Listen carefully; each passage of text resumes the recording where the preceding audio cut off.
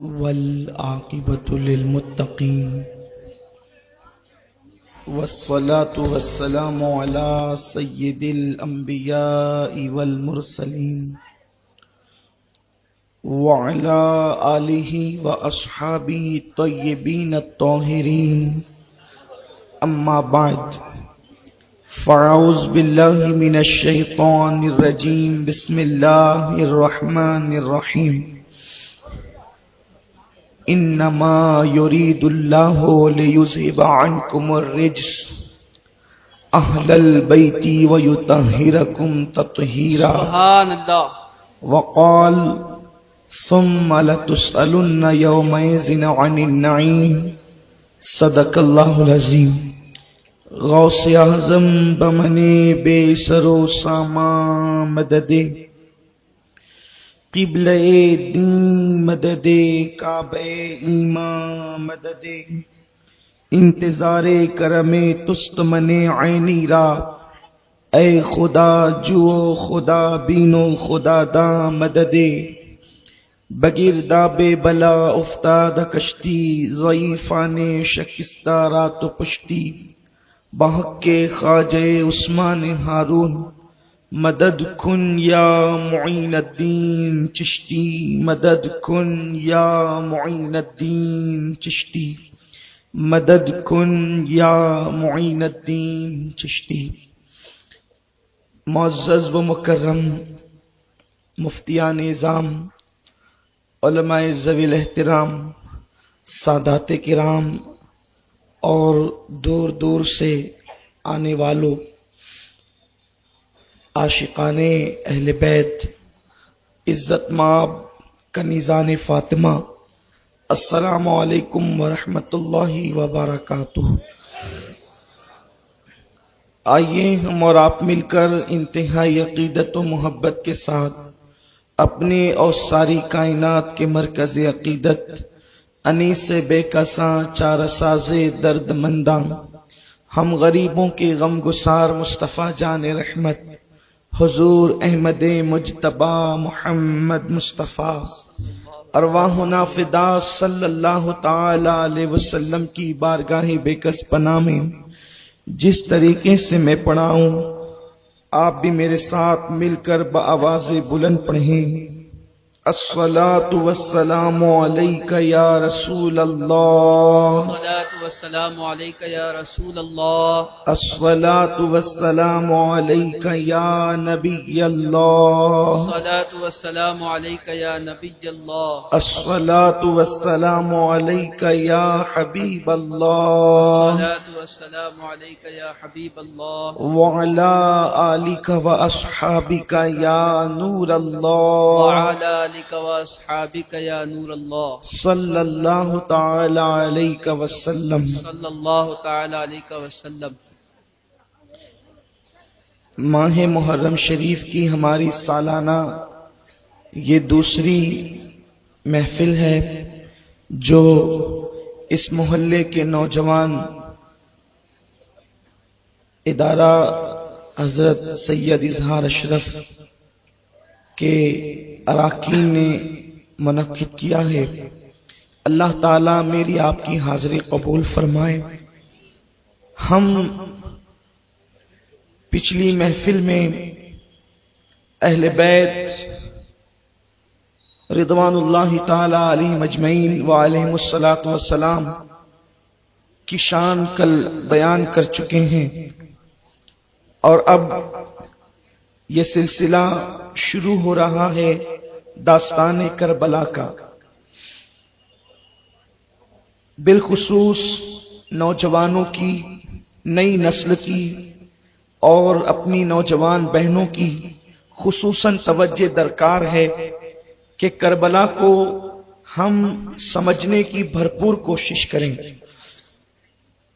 اللہ تبارک و تعالی نے ہر انسان کو بلکہ مخلوق کو کسی نہ کسی مقصد کے لیے پیدا فرمایا ہے. انبیاء کرام کا مقصد اللہ کے ان بندوں کو جن کا تعلق اللہ سے ٹوٹ چکا ہے زمین کے اوپر آ کر انبیاء ان کا رشتہ اللہ سے جوڑتے ہیں، اور جو لوگ گمراہی کے دلدل میں پھنسے ہوتے ہیں ان لوگوں کو گمراہی کے دلدل سے نکال کر صراط مستقیم پر کھڑا کرتے ہیں۔ دو چیزیں ہوتی ہے، ایک ہوتا ہے دولت کمانا اور ایک ہوتا ہے دولت بچانا۔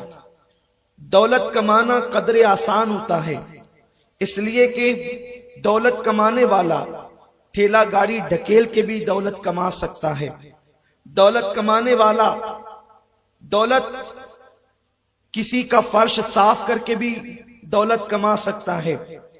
آپ کو اپنے شہر مالیگاؤں میں ایسے بہت سے افراد مل جائیں گے کہ جو پیدا ہوئے تو ان کے والد کرائے کے مکان میں رہتے تھے، لیکن انہوں نے جب محنت کی، کبھی فرش صاف کر کے، ٹھیلا گاڑی ڈھکیل کر، لوم چلا کر، کسی کے یہاں مزدوری کر کے، تو آج ان کا شمار شہر کے بڑے مالداروں میں ہوتا ہے۔ انسان دولت کما لیتا ہے، کبھی منٹوں میں لاکھوں کروڑوں روپے آ جاتے ہیں اور کبھی سالوں میں چند روپے بھی نہیں آتے، یہ تقدیر کی بات ہے۔ لیکن دولت کمانے سے زیادہ قیمتی چیز اور اہم چیز دولت بچانا ہوتا ہے۔ دولت کمانا بھی کوئی غیر قیمتی نہیں ہے، وہ بھی اہم ہے، لیکن دولت بچانا اس سے زیادہ ضروری ہے، اس لیے کہ آپ نے دولت کما لیا اور آپ دولت بچا نہ سکے تو پھر ایک دن وہ آئے گا کہ آپ پھر روڈ پر نظر آئیں گے، آپ پھر کلاش ہو جائیں گے، آپ کی محنت صفر ہو جائے گی، آپ کی محنت ضائع ہو جائے گی۔ کیوں؟ کیونکہ آپ اپنی دولت کما تو لیے ہیں لیکن دولت بچا نہ سکے۔ اب اگر اتنی بات آپ کے سمجھ میں آ گئی تو میں اپنے نوجوانوں کو آسانی کے ساتھ کربلا فیضان امام علی مقام سے سمجھا سکتا ہوں۔ اسلام ایک دولت کا نام ہے، ایمان ایک دولت کا نام ہے، شریعت ایک دولت کا نام ہے، قانون الہی ایک دولت کا نام ہے، اللہ کا قرآن ایک دولت کا نام ہے، رحمان کی معرفت ایک دولت کا نام ہے، اللہ تبارک و تعالیٰ کی ہدایت ایک دولت کا نام ہے۔ اس کو محنت کر کے جو ہے وہ پھیلایا ہے مصطفیٰ جان رحمت نے، کبھی طائف کی وادیوں میں، کبھی مکے کی گلیوں میں کانٹوں پہ چل کر، کبھی اللہ اکبر فاقہ کشی کر کے، کبھی 3 سال کی قید شب ابی طالب میں جھیل کر، اپنے بچوں کو درخت کی پتیاں کھلا کر حضور علیہ السلام نے اتنی محنت کی کہ تلوار لے کر آنے والے بھی حضور کے خیمے میں آ گئے۔ آقا نے اتنی محنت کی، کانٹے بچھانے والے بھی حضور کے خیمے میں آ گئے۔ آقا نے اتنی محنت کی، پتھر برسانے والے حضور کی غلامی میں آ گئے۔ اتنی محنت کی، عرب کے بدو کیسر و کسریٰ کے تاجدار بن گئے۔ اتنی محنت کی، خود کو فراموش کر دینے والے اللہ تبارک و تعالیٰ کی پہچان حاصل کر چکے۔ اتنی محنت کی، لات و حبل کی پوجا کرنے والے اللہ رب العزت کی بارگاہ میں اس منزل پر پہنچے کہ قرآن ان کا تعارف یوں کراتا ہے، تراہم رکعن سجدا یبتغون فضلا من اللہ ورضوانا، کہ تم جب بھی انہیں دیکھو گے تو اللہ کی عبادت میں دیکھو گے، یا تو وہ رکوع کر رہے ہوں گے یا تو وہ سجود کر رہے ہوں گے۔ دولت تو کمالی بدر میں، دولت تو کمالی احد میں، دولت تو کمالی خندق میں، دولت تو کمالی خیبر میں، دولت کمالی گئی، لیکن اس دولت کو جب بچانے کا سوال آیا تو ان ساری جنگوں کی محنتیں ضائع ہو رہی تھی۔ حمزہ کا خون ضائع ہو رہا تھا، حضور کے دندان کا شہید ہونا ضائع ہونے والا تھا، مصعب ابن عمیر کی شہادت ضائع ہونے والی تھی، تو دولت تو کما لی گئی تھی، لیکن ان دولت کمانے والے یکے بات بھی کرے سب قبروں کی زینت بن رہے تھے، قبروں میں آرام کر رہے تھے، جنت کو سدھار رہے تھے۔ اس وقت جب دولت بچانے کی بات آئی تو حسین نے کہا کہ اگر بدر کی آبرو بچانا ہے، احد کی آبرو بچانا ہے، خندق و خیبر کی محنت بچانا ہے تو مدینے میں بیٹھنے سے کام نہیں چلے گا، کربلا تک جانا پڑے گا اور دولت بچانی پڑے گی، ورنہ اللہ کا دین پھر وہی آئے گا، اللہ کا دین وہی آئے گا جہاں سے چلا ہے۔ حضرت موسیٰ کے ماننے والوں نے توریت میں تحریف کر دی، حضرت موسیٰ کے ماننے والے توریت کو بدل چکے، حضرت عیسیٰ کے ماننے والوں نے انجیل کو بدل دیا، نبیوں کے ماننے والوں نے نبیوں کی شریعت بدل دی۔ مصطفیٰ جان رحمت کی شریعت کیوں نہیں بدلی گئی؟ مصطفیٰ جان رحمت کا لایا ہوا قرآن کیوں نہیں بدلا گیا؟ اس لیے کہ موسیٰ کی اولاد میں کوئی حسین پیدا نہیں ہوا، عیسیٰ کے خاندان میں کوئی حسین پیدا نہیں ہوا، داؤد و سلیمان کے خاندان میں کوئی حسین پیدا نہیں ہوا۔ اس لیے کہ لوگ جب سر پہ چوٹ آتی ہے تو ہاتھ کو زخموں سے چور کر کے ہاتھوں کو دے کے سر بچاتے ہیں۔ حسین نے دین کے لیے سر دے کر ہاتھ بچائے، سبحان اللہ، حسین نے سر دے کر ہاتھ بچایا ہے، اس لیے کہ حسین کا ہاتھ کوئی معمولی ہاتھ نہیں تھا۔ ان الذین یبایعونک انما یبایعون اللہ ید اللہ فوق ایدیہم، اے حبیب جو تیرے ہاتھ میں ہاتھ دے کر بیعت کرتے ہیں وہ تیرے ہاتھ پہ بیعت نہیں کرتے، وہ تو اللہ کے ہاتھ پہ بیعت کرتے ہیں اور ان کے ہاتھوں پہ اللہ کا ہاتھ ہے۔ تو گویا کہ جس زمانے میں امام حسین وہ ہاتھ لے کر کھڑے تھے، وہ ہاتھ حسین کا ہاتھ صرف نہیں تھا، وہ ہاتھ علی مرتضیٰ کا ہاتھ تھا، وہ ہاتھ عثمان غنی کا ہاتھ تھا، وہ ہاتھ ابو عمر ابن خطاب کا ہاتھ تھا، وہ ہاتھ ابو بکر صدیق کا ہاتھ تھا، وہ ہاتھ محمد الرسول اللہ کا ہاتھ تھا، وہ ہاتھ ید اللہ کی زندہ تصویر تھا۔ اسی ہاتھ کو یزید مانگ رہا تھا، اس نے جان نہیں مانگی تھی، اس نے ہاتھ مانگا تھا۔ اب قیامت تک کربلا میں قیامت تک دنیا میں جو بھی انقلابی کھڑا ہوگا ہر باطل کے خلاف، اس کو روشنی ملے گی کربلا سے۔ سبحان اللہ، کیونکہ مقام بیضا پر امام حسین نے جو خطبہ دیا کہ میں اس لیے یزید کے خلاف احتجاج بن کر کے کھڑا ہوں، اس لیے کہ اگر میں بھی اس کے ہاتھ پہ بیعت کر لوں تو اس کی ساری گندگی پر مہر تصدیق ثبت ہو جائے گی۔ جیسے مثال کے طور پر کوئی آوارہ ہو اور اس کے پیچھے کوئی متقی نماز پڑھ لے، تو کل جب وہ آوارگی کرے گا تو لوگ کہیں گے چھوڑ یار، اتنے بڑے پیر صاحب آ کر یا اتنے بڑے متقی صاحب یا اتنے بڑے ولی صاحب جب ان کے پیچھے نماز پڑھ لیتے تو ہم کون سی کھیت کی مولی ہے۔ تو اگر امام حسین یزید کے ہاتھ پہ بیعت کر لیتے تو یزید کے سارے کردار، گندے کردار یک لخت اس پر مہر تصدیق ثبت ہو جاتی۔ امام علی مقام نے کہا نہیں، اس نے ہاتھ مانگا، ہاتھ نہیں دیں گے، کیونکہ یزید فاسق و فاجر ہے، آپ جانتے ہیں، اس کے متعلق آپ سن چکے ہیں۔ میرے شہر کی کم نصیبی یہ ہے کہ جہاں یہاں امام حسین کے ماننے والے ہوتے ہیں، کچھ لوگ یزید کو رضی اللہ کہنے والے بھی ہوتے ہیں، لیکن میں ان کو چڑھانے کے لیے نہیں، بہت سنجیدگی سے پیغام دینا چاہتا ہوں کہ تم عظمت صحابہ کی بات کرتے ہو، اگر تم نے یزید کو رضی اللہ عنہ کہا تو حضرت عمر کا رضی اللہ عنہ مشکوک ہو جائے گا، حضرت ابو بکر کا رضی اللہ عنہ مشکوک ہو جائے گا، کیونکہ جب تم رضی اللہ یزید کو کہو گے تو لوگ کہیں گے کیا عمر بھی ایسے ہی تھے، کیا ابو بکر بھی ایسے ہی تھے، کیا عثمان غنی بھی ایسے ہی تھے۔ اگر تمہارے دل میں واقعی صحابہ کی عظمت ہے تو تمہیں یزید کا اصل چہرہ قوم کے سامنے پیش کرنا ہوگا۔ یزید کون ہے؟ لوگ یہ کہتے ہیں کہ مورخین نے یزید کی شکل بگاڑ کے پیش کی ہے، ورنہ یزید اتنا برا نہیں تھا جتنا برا کہتے ہیں۔ ہم کہتے ہیں کہ آپ ہی کی بات دو طرف ہے کہ یزید اتنا برا نہیں تھا جتنا برا لوگ کہتے ہیں، کتنا برا تھا وہ تو تسلیم کر لو، جتنا برا تھا وہ تو تسلیم کر لو۔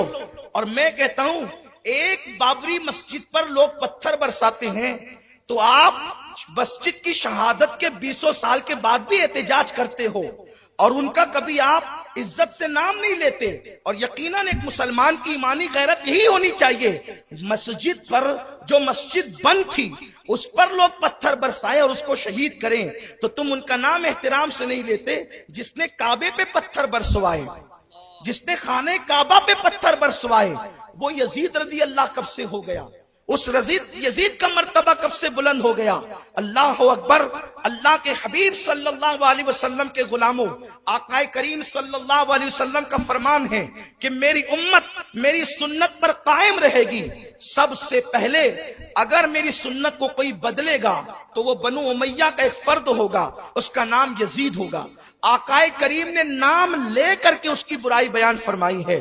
اس کے بعد بخاری شریف اٹھا کر کے دیکھیں، حضرت ابو ہریرہ دعا کرتے تھے، اللہم انی اعوذ بکا من راس الستین و امارت الصبیان، اے اللہ میں سن 60 ہجری کی حکومت سے پناہ مانگتا ہوں، سن 60 ہجری کے اوائل دور سے پناہ مانگتا ہوں، یا سن 60 ہجری کے بچوں کی حکومت سے تیری پناہ مانگتا ہوں۔ چنانچہ حضرت ابو ہریرہ کی دعا قبول ہوئی اور آپ جو ہے سن 60 ہجری کی شروعات سے پہلے دنیا سے کوچ فرما گئے۔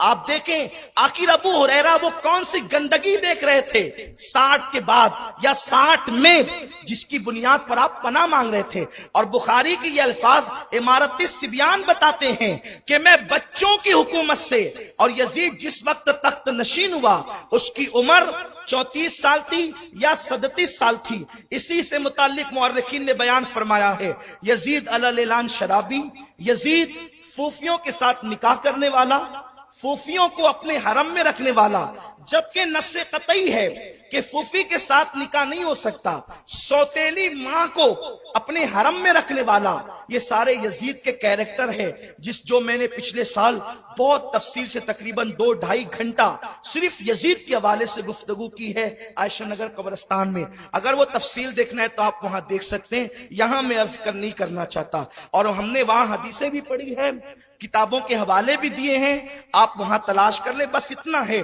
کہ حضرت سیدنا امام احمد ابن حنبل، جن کے مقلدین میں غوث الاعظم دستگیر ہیں، انہوں نے یزید پہ کفر کا فتویٰ دیا، یزید کافر ہے۔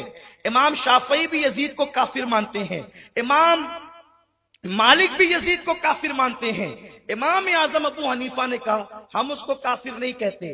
یہاں لوگ ایک مغالطہ دیتے ہیں کہ دیکھو امام اعظم نے اس کو کافر نہیں کہا، لیکن اس کو کافر نہیں کہا مگر مسلمان بھی نہیں کہا ہے، اس کو لٹکا دیا ہے۔ اس لیے کہ ایک اصطلاح ہوتی ہے، اصطلاح جیسے شیطان، اس پر آپ کفر کا فتویٰ دیتے ہیں یا موحد کا فتویٰ دیتے ہیں۔ آج تک ہے کسی مفتی کا فتویٰ کہ شیطان کافر ہے، شیطان مرتد ہے یا شیطان بدعقیدہ ہے؟ شیطان ایک خود اصطلاح ہے، جو لوگوں سے کفر کرواتا ہے وہ شیطان ہے۔ شیطان زانی، کبھی کسی نے کہا جو لوگوں سے زنا کرواتا ہے وہ شیطان ہے، یعنی ایک اصطلاح ہوتی ہے۔ یہ امام اعظم کی وہ فقہی ندرت ہے جہاں ایرے گہرے کی نظر پڑ ہی نہیں سکتی۔ امام اعظم نے کہا کافر کہوں گا تو اس کا عقائد، اس کے نظریات محدود ہو جائیں گے، اس لیے یزید ایک خود ظلم کی اصطلاح ہے۔ جب نام یزید آیا ساری بربریت، ساری گندگی، ساری تاریکی، ساری پلیدی، ساری بدترینی جمع ہو گئی۔ اگر اس کو صرف کافر کہا جائے تو کچھ کافر ایسے ہوتے ہیں جو صرف کفر کرتے ہیں، زنا نہیں کرتے۔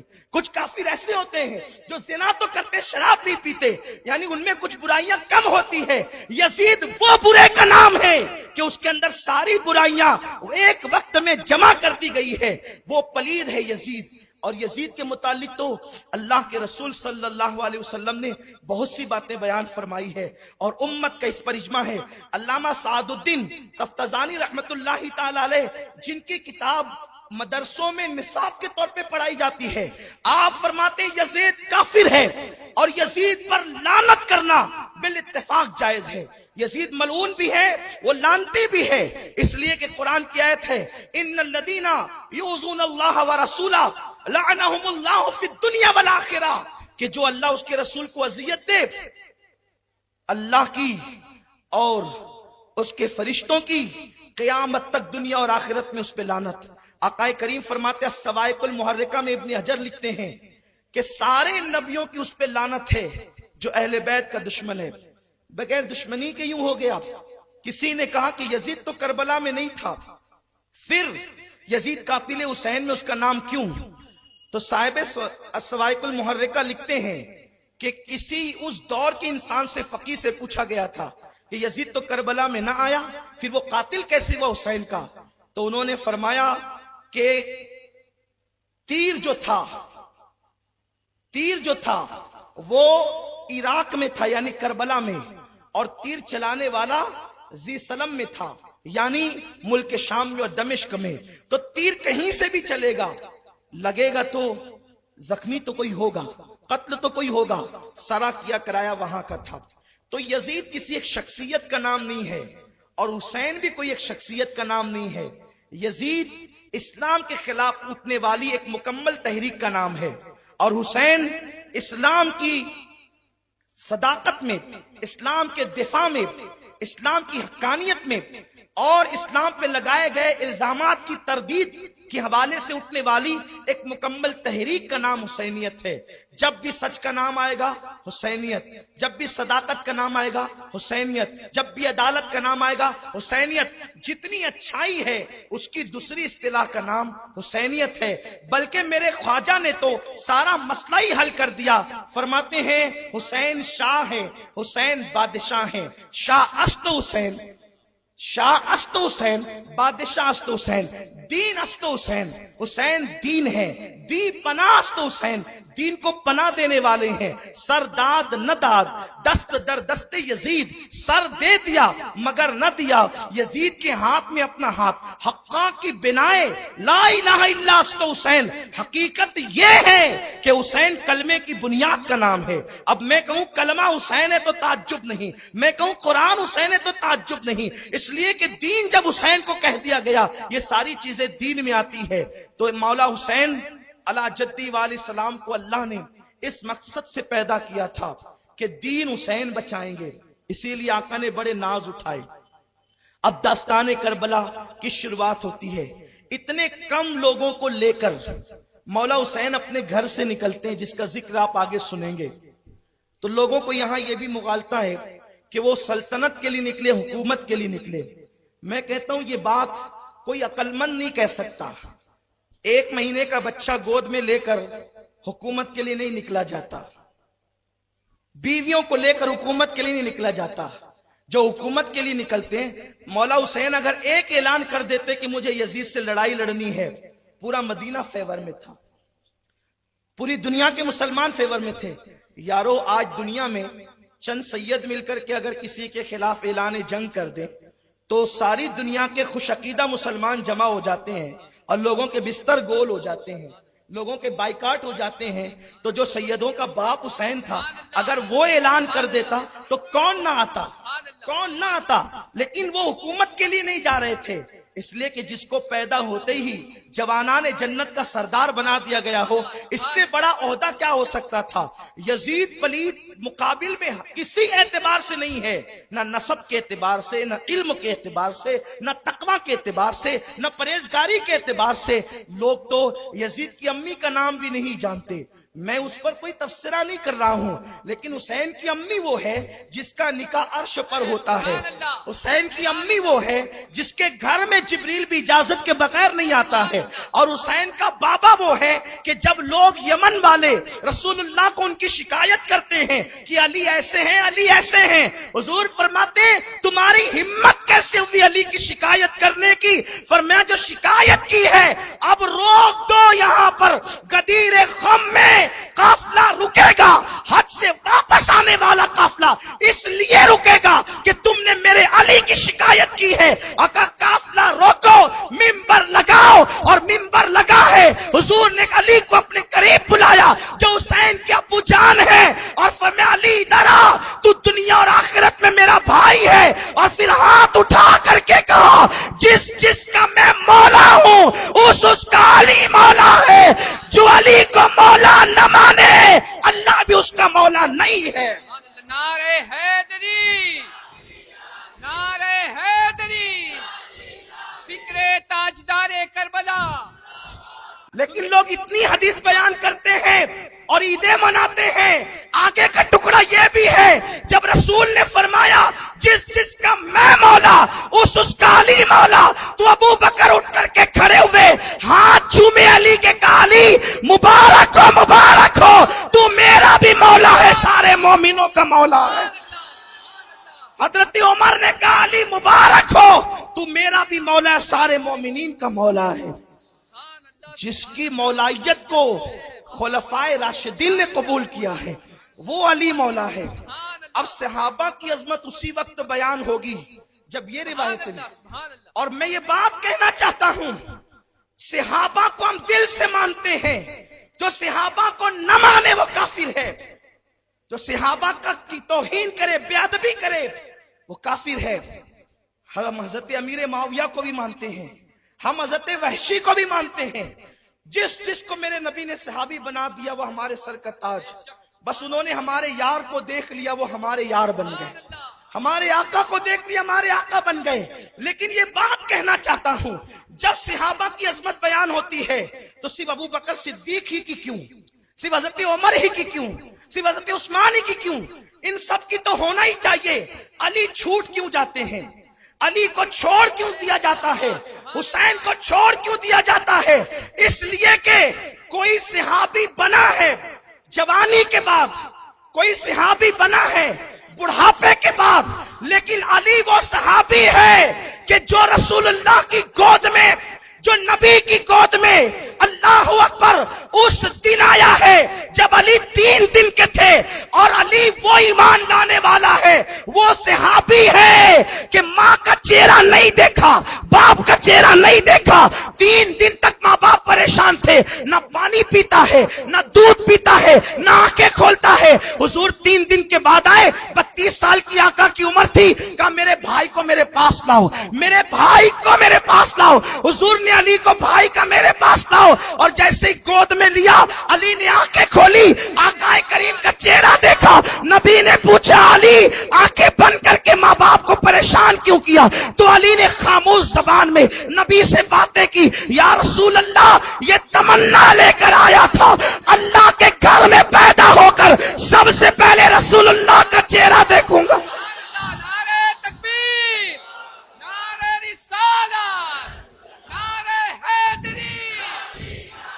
اماں خدیجہ کی عظمت میرے سر آنکھوں پر، وہ ہماری ماں ہے، انہوں نے سب سے زیادہ قربانی دی ہے، لیکن خدیجہ گھر میں رہ کے معلوم نہیں ہے کہ یہ نبی ہے، خدیجہ گھر میں رہ کے معلوم نہیں ہے کہ نبی ہے، اور علی 3 دن کا آ کے کہتے ہیں کہ سب سے پہلے یہ تمنا لے کر آیا تھا کہ حضور کو دیکھو۔ حضور نے کہا پھر دودھ کیوں نہیں پیا؟ تو علی خاموش زبان میں کہتے ہیں یہ علی والے جانتے ہیں، جو نبی پتھروں سے باتیں کرتے وہ 3 دن کے علی سے کیوں نہ کریں؟ کہا حضور یہ بھی کوئی بات ہوئی، مہمان آپ کہوں کھانا آپ اپنے گھر کا کھاؤں گا؟ وہ دودھ تو میرا ہی حصہ ہے، وہ میرے گھر کا ہے، پہلے مہمان جس کا ہوں وہ میزبان تو کچھ کھلائے۔ حضور نے اٹھا کے سینے کے قریب کیا، ہے کوئی صحابی ہے؟ سارے صحابہ پر میرے ماں باپ قربان، ہر صحابی عادل، خلیفہ بلا فصل سب سے افضل ابو بکر صدیق، ان کے بعد عمر ابن خطاب، ان کے بعد حضرت عثمان غنی۔ لیکن جس کو خدا نے جو نواز دیا، پھر جب عظمتی بیان کرنے بیٹھے ہو تو دل کھول کے کرو، کسی کو چھوڑتے ہو کسی کو پکڑتے ہو، یہ یہودیوں کا طریقہ ہے، پکڑو تو پھر سب کا دامن پکڑو۔ یہ کیسا صحابی ہے کہ جس کو سینے کے قریب اٹھایا، اور ماں کے دودھ سے پہلے نبی نے اپنی زبان علی کے منہ میں ڈالی، سبحان اللہ۔ اور علی نبی کی زبان اس طرح چوستے ہیں جیسے بچے ماں کا دودھ چوستے ہیں۔ میں کہتا ہوں علی کو نبی زبان چسا کر کے اپنے سینے کے اسرار منتقل کر رہے تھے، اس لیے جو علی نے بیان کیا وہ کسی نے بیان نہیں کیا۔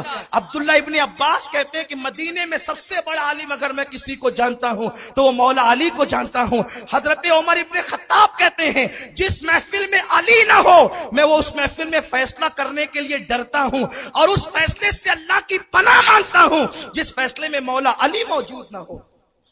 پھر مولا علی کا ذکر کیوں نہیں ہوتا؟ خیر یہ تو مقدر کی بات ہے۔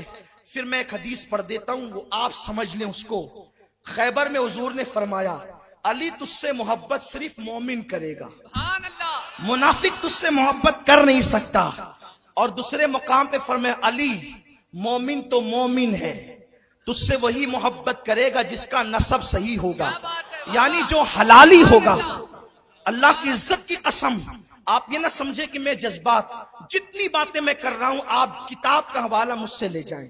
میں آپ کے شہر میں رہتا ہوں، کتاب نہ دکھاؤں تو خدا کی عزت کی قسم آج کے بعد پھر اس طرح کے بیانات ہی نہیں ہوں۔ حضور نے علی تجھ سے صرف حلالی محبت کر، حضرت انس کہتے ہیں، انس ابن مالک کہتے ہیں اس کے بعد سے مدینے میں قانون بن گیا جو بچہ ڈاؤٹ فل ہوتا اپنا ہے کہ کسی اور کا ہے، بہت تحقیق لڑائی جھگڑے نہیں ہوتے، اس کے سامنے بولا جاتا علی، وہ کہتا مولا۔ سبحان اللہ۔ علی وہ کہتا مولا، تو کہتے یہ حلالی ہے، اس کی ماں پاک دامن ہے، اور علی کا نام سن کر کے چہرہ اترتا، کہا اس کی ماں آوارہ ہے، یہ رہنے کے قابل نہیں ہے، اس کی ماں کو طلاق دے دیا جاتا۔ خدا کی عزت کی قسم، انس بن مالک کی روایت آپ اٹھا کر کے پڑھیں، یہ ہے۔ تو یہ علی کا نام صرف ایمان کی کسوٹی نہیں ہے، بلکہ حلالی ہونے کا بھی ایک ثبوت ہے، شجرے ہے۔ اور یہاں ایک جملہ کہہ کر کے آگے بڑھ جانا چاہتا ہوں، اہل بیت کی محبت اگر سب لوگ چاہیں حاصل کر لیں تو یہ قطعاً نہیں ہو سکتا، کیونکہ اہل بیت کی محبت وراثت میں نہیں ملتی، ماں کی شرافت کی بنیاد پر ملا کرتی ہے۔ اہل بیت سے وہی محبت کرے گا جہاں ماؤں کے اندر شرافت ہوتی ہے۔ تو عرض یہ کر رہا تھا کہ مولا حسین اس مشن کے لیے چلے، تھوڑے سے لوگوں کو لے کر، چند لوگوں کو۔ معتبر تاریخ اور محتاط روایتیں یہ ہے 114 لوگ تھے مولا حسین کے ساتھ، اور آپ جا رہے تھے، اس میں بچے بچیاں ننھے ننھے بچے سب تھے۔ حکومت کے لیے نہیں جا رہے تھے، کیوں نہیں جا رہے تھے؟ اس لیے کہ انہیں تو دین بچانا تھا۔ ایک بات کہوں، بات سمجھ میں آئے گی، جن لوگوں کو الیکشن لڑنا ہوتا ہے نا، وہ بھی 1 سال کا بچہ ریلی میں لے کر کے نہیں نکلتا، وہ سوچتا ہے کہ اتنا پرچار کروں محلے میں کہ میرے ساتھ ریلی بڑی نکلے، تاکہ لوگوں کو لگے کہ یار اس کے ساتھ لوگ زیادہ ہے تو ووٹ اس کو زیادہ ملنی چاہیے۔ نادان جو الیکشن لڑنے جاتا ہے وہ بھی بڑی ریلی لے کر کے جاتا ہے، جو حکومت کرنے جائے گا وہ 1 مہینے کا بچہ ہاتھ میں کیوں لے کر کے جائے گا؟ اگر حسین کو حکومت چاہیے تھا تو فوج فاٹا لے کر کے جاتے، لیکن ان کو وہ نہیں چاہیے تھا۔ آپ آگے کی گفتگو میں سنیں گے۔ مولا حسین چل رہے ہیں، آئیے ان کی ولادت کے کچھ اشارے اور آگے گفتگو۔ پھر یزید کا ذکر تو آپ نے سنا، مولا حسین کون ہے؟ سبحان اللہ، سبحان اللہ۔ مشکات شریف کی حدیث ہے، مشکات باب الفضائل۔ مولا حسین کی ولادت کا وقت آتا ہے، دیکھیں میں حدیث اس کا حوالہ اس لیے دے دیتا ہوں کہ آپ گھر جا کے دیکھ لیں، اس لیے کہ عجیب عجیب سی باتیں سننے میں آتی ہے، پھر لوگ کہتے ہیں کہ آپ اس پر کچھ گفتگو کریں، حالانکہ پھر اس جواب دینے میں میرا موضوع ادھورا رہ جاتا ہے۔ لیکن جواب دینا اس لیے ضروری سمجھتا ہوں کہ میری قوم کے نئے نسل کو، نوجوانوں کو کوئی مس گائیڈ نہ کرے، مس مائنڈ نہ کرے، کیونکہ ہمارا کام ہے، ہم اہل بیت کے در کے سگ ہیں، اور سگ کہنا بھی بہت بڑی بات میں سمجھتا ہوں، ان کے سگوں کے سگ ہیں۔ میری تمنا تو یہ ہے کہ حسین کی چوکھٹ پہ رہنے والے کسی کتے کا نام امین ہوتا، تو حسین اس کتے کو امین کہہ کے پکارتے تو اسی بہانے ان کی زبان پہ میرا نام آ جاتا۔ ہماری تمنا تو یہ، ہم وہ لوگ ہیں، ہمیں کوئی ڈگری نہیں ہے ہمارے پاس ایک ڈگری ہے جسے عشق اہل بیت اور عشق نبی کہتے ہیں، اور خدا کی قسم یہی داغ لے کر کے جانا چاہتے ہیں۔ لحد میں عشق رخ شاہ کا داغ لے کے چلے، اندھیری رات سنی تھی چراغ لے کے چلے، جنا بنے گی محبان 4 یار کی قب، جو اپنے سینوں میں یہ 4 باغ لے کے چلے۔ ام الفضل بڑی مشہور روایت ہے، اس سے ایک مسئلہ اخذ کرنا چاہتا ہوں۔ روتے ہوئے آئی، حضور میں نے ایسا خواب دیکھا، بیان کرنے کی ہمت نہیں، حضور نے میں بیان کروں؟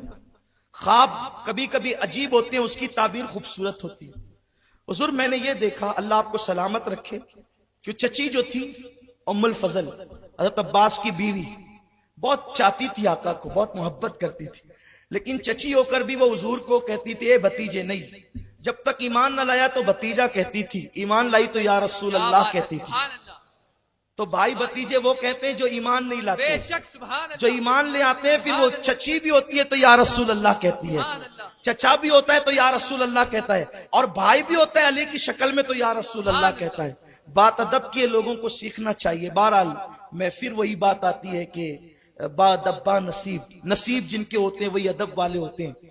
حضور میں نے خواب دیکھا، بہت تکلیف ہے مجھے اس خواب سے آقا، کہ آپ کا گوشت کا ٹکڑا کاٹ لیا گیا ہے اور کاٹ کے میری جھولی میں ڈالا گیا ہے۔ حضور نے مسکرا کے کہا چچی مبارک، فاطمہ کے شکم میں جو بچہ ہے نا، بس وہ عنقریب پیدا ہونے والا ہے، اور جب وہ پیدا ہوگا تو وہ سب سے پہلے تیری گود میں دیا جائے گا چچی، وہ پہلے تیری گود میں دیا جائے گا، اور اس بچے کو مجھ سے ایسی نسبت ہوگی کہ وہ میرے جسم کا ٹکڑا ہوگا، وہ میرے جسم کا ٹکڑا ہوگا۔ کل کی تقریر میں میں نے کہا تھا کہ میں حسین کو عرش نہیں کہتا کیونکہ میرا دل نہیں بھرتا، میں مولا حسین کو عرش کے برابر نہیں مانتا کیونکہ میرا دل نہیں بھرتا. کیوں؟ وہ عرش سے بہت اعلیٰ ہے جسے حسین کہتے ہیں. کیوں ایسا ہے؟ اس لیے کہ میرے نبی کے جسم کا کوئی ٹکڑا، گوشت کا کوئی ٹکڑا یا ناخن کا کوئی ٹکڑا یا جسم کا کوئی ٹکڑا عرش کے برابر نہیں، عرش سے بہت اعلیٰ ہے. کیوں؟ حضور کے جسم سے جو مٹی لگ جاتی ہے وہ مٹی عرش سے اعلیٰ ہوتی ہے. تو نبی کے جو جسم کا حصہ ہے اس کی شان کیا ہوگی، اس کا مقام کیا ہوگا؟ کہا چچی اس کو مجھ سے وہی نسبت ہوگی جیسے گوشت کو جسم سے ہوتی ہے. اس کے بعد بات آئی گئی، ہو گئی. حضرت ام الفضل کو انتظار تھا کب وہ دن آئے گا. اور مولا حسین کی جو ولادت ہے، آپ 6 مہینے کے حمل میں پیدا ہو گئے. صاحب روضۃ الشہداء لکھتے ہیں کہ حضرت یحییٰ علیہ السلام اور حضرت امام حسین، ان دونوں کے علاوہ کوئی بچہ 6 مہینے کا ماں کے شکم سے پیدا نہیں ہوا. یا 7 مہینے کا بچہ جیتا ہے یا 9 مہینے کا بچہ جیتا ہے، اس سے پہلے بچہ پیدا ہوگا تو وہ مر جائے گا. لیکن حسین ایسا بے مثال ہے کہ جو ماں کے شکم میں صرف 6 مہینے رہا اور حیات ایسا رہا کہ دنیا کو حیات عطا کر دی، دین کو حیات عطا کر دی. بہرحال فجر کی نماز حضور نے پڑھائی.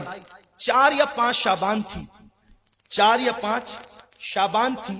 آقائے کریم صلی اللہ علیہ وآلہ وسلم نے فجر پڑھائی اور کہا علی چلو، توجہ، علی چلو، علی چلو. حضور کہاں؟ فاطمہ کے حجرے میں. مولا حضور کے ساتھ ہوئے، کسی کو کچھ نہیں کہا اور فرمایا علی دروازے پہ رکو. علی دروازے پہ رکے. حضور اندر گئے تو خوشخبری ملی کہ بیٹا پیدا ہوا ہے دوسرا بھی. سرکار نے کہا کہ لاؤ میرے ہاتھ میں. کونین کو دینے والا داتا جس کے ہاتھ ہمیشہ ایسے ہیں وہ حسین کو لینے کے لیے یوں کرتا ہے، لاؤ میرے ہاتھ میں دو. اور گویا کہ رسالت نے امامت کو اپنے ہاتھ میں لیا. آبروئے رسالت نے آبروئے امامت کو اپنے ہاتھ میں لیا. سید الانبیاء نے سید الاولیاء کو اپنے ہاتھ میں لیا. اے دل بگیر دامن سلطان اولیاء یعنی حسین ابن علی جان اولیاء، اولیاء کی جان انبیاء کی جان کے ہاتھوں میں ہے. اور آقائے کریم اذان پڑھتے ہیں. حضور نے جو اذانیں پڑھی ہے وہ ان موقعوں پہ پڑھی ہے. یہ ایک مسئلہ بھی واٹس ایپ پہ بہت گشت کرتا تھا کہ حضور نے اذان کب پڑھی، تو مولا حسین کے کان میں پڑھی، مولا حسن کے کان میں پڑھی، اور ایک مرتبہ ظہر کی نماز کے وقت بھی اذان پڑھی، اور وہ ایک الگ تفصیل ہے. اذان پڑھی، گھٹی دی، پھر وہی گھٹی، اپنی زبان چسائی مولا حسین کو، اور حضور علیہ الصلوۃ والتسلیم مولا حسین کا گلا چومنے لگے. یہ البدایہ والنہایہ، اسی کے ساتھ مشکات، اسی کے ساتھ السوائق المحرکہ، یہ جو کتابیں ہیں نا، ان ساری کتابوں میں سوانح کربلا، ساری کتابوں کی روایتوں کا گلدستہ میں ایک روایت میں آپ کے سامنے پیش کر رہا ہوں. حضور چومنے لگے جو ہے وہ گلا. اتنے میں جبریل آئے. آنے کے بعد جبریل نے عرض کی حضور اللہ آپ کو مبارکباد دیتا ہے کہ آپ کے گھر میں بیٹا پیدا ہوا.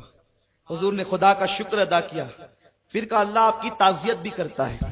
اب یہ بات خاص طور پہ سننے کی ہے، اللہ آپ کی تعزیت بھی کرتا ہے.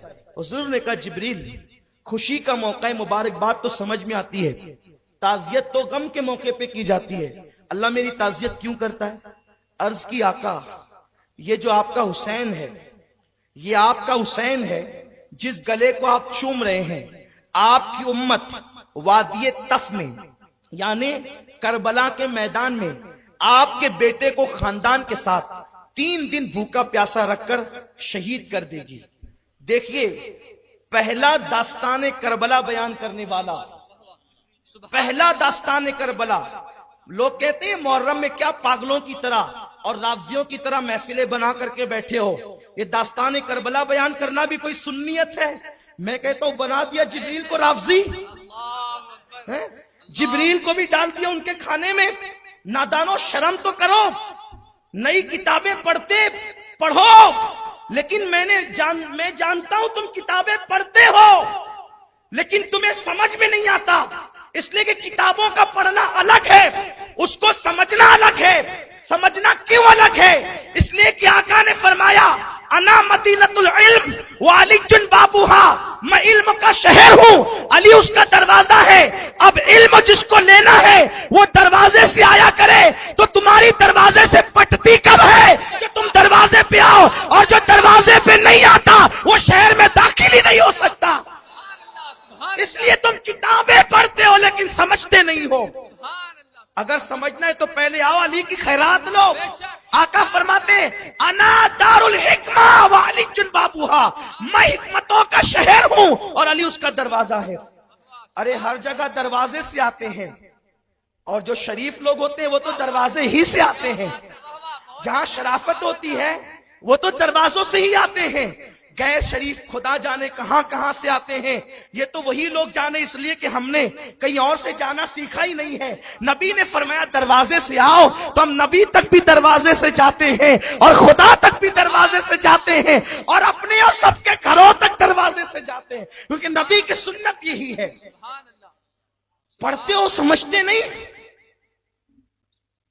جبریل سب سے پہلا کربلا بیان کرنے والا ہے، اور پھر آقا علیہ السلام نے جب داستان کربلا واقع ہونے سے پہلے، ابھی کربلا واقع نہیں ہوا، ابھی کربلا کو واقع ہونے 53 سال کا عرصہ باقی ہے، نصف صدی باقی ہے، اور جبریل نبی کے گھر میں خطبہ پڑھ رہا ہے کربلا کا، اور آقا نے سنا میرے بیٹے کو میری امت شہید کر دے گی۔ حضور کی آنکھوں میں آنسو آ گئے، حضور کی آنکھوں میں آنسو آ گئے۔ لوگ ہمارے شہر کو مسئلہ بتا رہے ہیں، میت پر سوگ تو 3 دن تک کیا جاتا ہے، اور عورت سوگ منائے 4 مہینے 10 دن۔ یہ حسین کا سوگ تم نے کہاں سے نکالا؟ ہم نے کہا ہم نے حسین کا سوگ نہیں نکالا، یہ کربلا ہے، یہ حسین ہے۔ ابھی واقع ہونے سے پہلے نبی کربلا کی داستان سن کے رو رہے ہیں۔ سوگ منانا الگ چیز ہے، اور محبت میں رونا الگ چیز ہے۔ سوگ 3 دن تک جائز ہے بالکل، لیکن ہم تو 3 دن بھی نہیں مناتے۔ ہم اپنے مرحومین کا سوگ 3 دن بھی نہیں، یار ہم سے زیادہ دل والا کون ہوگا؟ ہم تو اپنے پیر کے میت کے دن بھی عرس مناتے ہیں، ہم سے زیادہ جگر والا کون ہوگا؟ ہم تو اس دن بھی خوشی مناتے ہیں، اس لیے کہ غم وہ کرے جہاں جانے کے بعد عذاب کا خوف ہو۔ ہمارے مرشدان طریقت، ہمارے اولیاء اللہ، ہمارے مومنین قبر میں جاتے تو فرشتے کہتے نم کا نومت العروس، سو جاؤ ایسے جیسے پہلی رات کی دلہن سوتی ہے، تو وہ عروس کہتے ہیں اور ہم اوپر عرس عرس کرتے ہیں۔ یہ تو اپنا اپنا ظرف ہے، لیکن یاد رکھو ہم سوگ نہیں مناتے حسین کا، اس لیے کہ سوگ منانے، بال نوچنا، ماتم کرنا یہ سوگ ہے، لیکن درد حسین کو سن کے رونا یہ نبی کی سنت ہے۔ درد حسین کو سن کے رونا، ابھی کربلا واقع نہیں ہوا حضور رو رہے ہیں، تو کیا میں یہ نہ کہوں مشکات شریف کی روشنی میں حسین کی شہادت کا ذکر سن کر رونا یہ میرے نبی کی سنت ہے؟ کہ یہ تو بدعت کہاں سے نکالی؟ ہم نے کہا اگر یہ حدیث مشکات میں نہیں ہے، آئیے بیٹھ کے بات۔ یہ بیچارے لوم چلانے والے، ٹھیلا ڈکیلنے والے، جن کو استنجا کی سنتیں نہیں پتا ہے، جو قرآن کے اسرار اور رموز سے ناواقف ہے، ان کو کیوں لڑا رہے ہو؟ قوم کو اتحاد کی ضرورت ہے، کیوں انتشار پیدا کر رہے ہو؟ کیوں تکلیفوں میں لوگوں کو مبتلا کر رہے ہو؟ اس قوم کا معیشت کا مسئلہ ہے، معاش کا مسئلہ ہے۔ دنیا کی اسلام باطل طاقتیں اسلام کو مٹا دینا چاہتی ہیں، اسلام دشمن طاقتیں اسلام کو مٹا دینا چاہتی ہے۔ مسلمانوں اتحاد کی ضرورت ہے، اور حضور نے فرمایا کہ اللہ کی طرف سے زمین کے اوپر ایک رسی اللہ کی لٹک رہی ہے، اس کو پکڑ کے سب متحد ہو جاؤ۔ پوچھا گیا یا رسول اللہ وہ رسی کیا ہے؟ آقا فرماتے وہ میری اہل بیت ہے۔ اور یہ جو رویا حضور نے محبت میں رویا۔ دیکھو میت پہ رونا، چہرے پہ تماچے مارنا، رونا جائز نہیں، صحیح ہے۔ حضور کے بیٹے حضرت ابراہیم کا وصال ہوا، حضور بچے کو ہاتھ میں لے کر قبرستان کی طرف بڑھے، جب آنکھوں میں آنسو تھے، ٹپ ٹپ آنسو بہ رہے تھے، صحابہ کو تعجب ہوا، حضور آپ سب کو کہتے ہیں کہ میتوں پہ وہویلا نہ کرو، چیخا نہ کرو، پکار نہ کرو، نوحہ نہ کرو، ماتم نہ کرو، حضور آپ کے بیٹے کا وصال ہوا، آپ بھی روتے ہیں۔ حضور نے فرمایا اس طرح کا رونا اس طرح کا کہ بے ساختہ آنسو نکل پڑے، یہ تو محبت کی علامت ہے۔ سبحان اللہ۔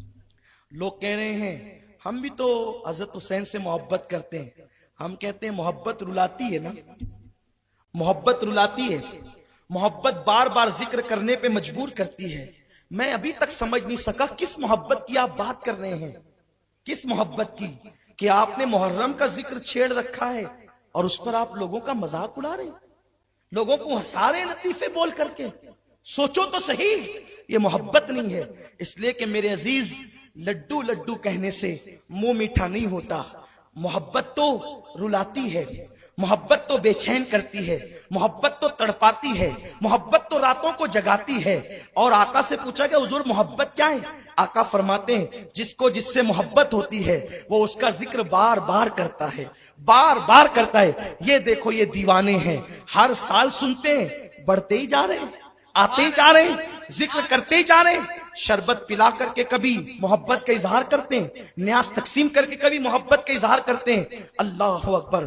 اور اللہ اللہ، حسین کی محبت، روضۃ الشہداء کی بڑی پیاری روایت یاد آئی، عناصر الشہادتین میں بھی ہے اور روضۃ الشہداء میں بھی ہے، بہت پیاری روایت ہے۔ سبحان اللہ۔ میرے آقا نے اپنے صحابہ کے ساتھ جا رہے ہیں، سنیو اپنے مقدر پہ ناز کرو، سبحان اللہ۔ تمہیں اللہ نے محبت حسین دے کے تم پہ بڑا احسان بے کیا ہے۔ شک۔ سبحان اللہ۔ حضور اپنے صحابہ کے ساتھ جا رہے ہیں، آقا صحابہ کے ساتھ ہیں، ایک ننھا سا بچہ ہے جو اپنے دوستوں کے ساتھ کھیل رہا ہے۔ میرے رسول نے اس بچے کو اٹھایا، سینے سے لگایا، اس کی پیشانی چومی۔ صحابہ نے عرض کیا آقا یہ حال تو آپ صرف اپنے گھر کے بچوں کے ساتھ کرتے ہیں، یہ بچہ تو آپ کے گھر کا نہیں، پھر آپ اس کو چوم رہے ہیں، سینے سے لگا رہے ہیں؟ میرے رسول نے فرمایا ہاں، دراصل میرا حسین اس کے ساتھ کھیل رہا تھا، تو میرا حسین جہاں جہاں پیر رکھتا تھا یہ بچہ وہاں کی مٹی اٹھا کر اپنے چہرے پہ ملتا تھا۔ میں جان کے میرے حسین سے پیار کرتا ہے، اس لیے میں میرے حسین سے پیار کرتا ہے، میں اس سے پیار کرتا ہوں، اور میں اس کو اور اس کے ماں باپ کو ان شفاعت کرا کر کے جنت میں لے کر کے جاؤں گا۔ حضور نے شفاعت کی بشارت دی ہے۔ اس کے بعد دوسری حدیث، یہ جامع ترمذی کی حدیث ہے، اس کا متن جو ہے میں ساتھ نہیں لا سکا، اس لیے متن نہیں پڑھوں گا، اس کا ترجمہ پڑھوں گا۔ جامع ترمذی شریف میں یہ حدیث ہے، ایسی حدیث، ایسی دل کی کلی کلی کھل اٹھے گی۔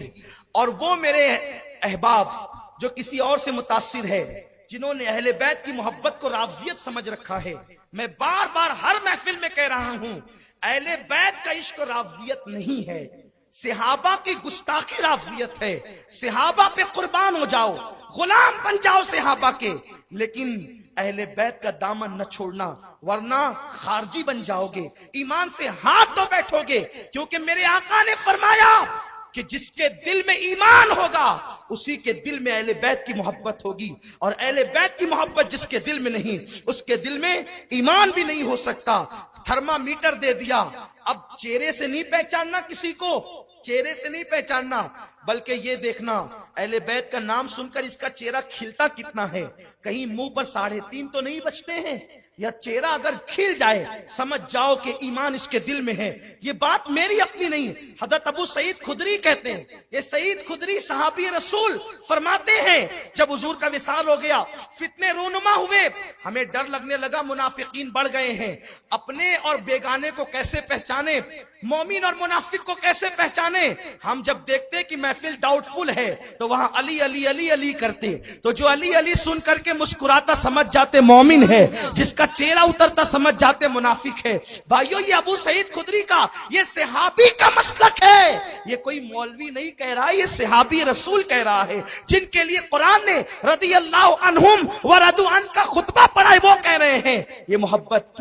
جامع ترمذی کی وہ حدیث، ایک دن میرے آقا بیٹھے ہیں، سرکار بیٹھے ہیں، ایسے بیٹھے ہیں جیسے چاند سبحان اللہ۔ چمک رہا ہے، سبحان اللہ۔ اور ارد گرد 4 ستارے جگمگا رہے ہیں۔ سبحان اللہ۔ سبحان ایک تارے کا نام فاطمہ ہے، اللہ۔ دوسرے کا نام علی ہے، تیسرے کا نام حسن ہے، چوتھے کا نام حسین ہے۔ 4 اور حضور مل کر یہ ہو گئے 5 تن، سبحان اللہ۔ انہی کو ہم کہتے ہیں 5 تن۔ 5 تن، یہ 5 حضور مسکرا کے کہتے ہیں علی، فاطمہ، حسن، حسین، جیسے ہم اس کمرے میں اکیلے بیٹھے نا 5، ویسی جنت میں ایک کبے کے نیچے ہم 5 ہوں گے. سبحان اللہ. جنت میں ہم 7 ہوں گے، 5 7 ہوں گے، 5 7 ہوں گے. اور آقا فرماتے ہیں ہم لوگ تو ہوں گے، لیکن اے علی، اے فاطمہ، جو تم سے اور تمہاری اولاد سے محبت کرے گا وہ بھی جنت میں وہی ہوں گا جہاں میں رہوں گا. سبحان اللہ.